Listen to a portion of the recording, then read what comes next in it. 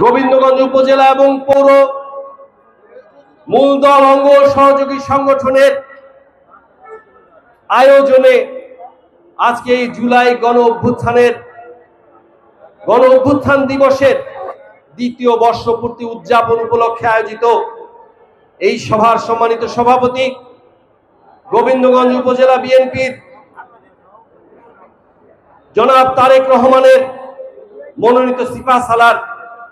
জননেতা জনাব ফারুক আহমেদ ভাই, আরো উপস্থিত আছেন গোবিন্দগঞ্জ উপজেলা বিএনপির সম্মানিত সদস্য, বাংলাদেশ জাতীয়তাবাদী দল বিএনপি কেন্দ্রীয় নির্বাহী কমিটির রংপুর বিভাগীয় সহ সাংগঠনিক সম্পাদক, প্রধান বক্তা হিসাবে আজকে আসনকে অলঙ্কিত করেছেন জনাব অধ্যাপক আমিনুল ইসলাম ভাই, এবং আজকের সঞ্চালনায় আছেন পৌর বিএনপির সংগ্রামী সভাপতি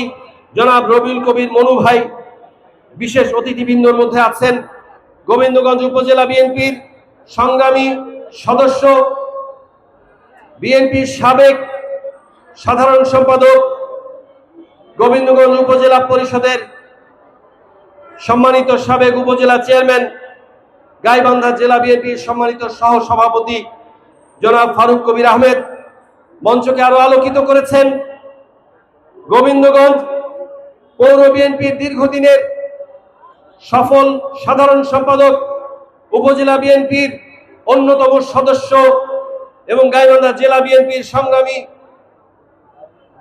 যুগ্ম সাধারণ সম্পাদক, বিশিষ্ট ব্যবসায়ী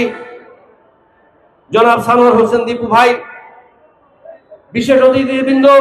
হিসেবে আরো উপস্থিত আছেন গোবিন্দগঞ্জ উপজেলা বিএনপির সংগ্রামী যুগ্ম আহ্বায়ক, সিনিয়র যুগ্ম আহ্বায়ক জনাব আলতাফ হোসেন পাতা, যুগ্ম আহ্বায়ক জনাব এনামুল হক, যুগ্ম আহ্বায়ক এবং গোবিন্দগঞ্জ উপজেলার চেয়ারম্যান অ্যাসোসিয়েশনের সম্মানিত সভাপতি জনাব হাসানুর রহমান চৌধুরী ডিউক ভাই।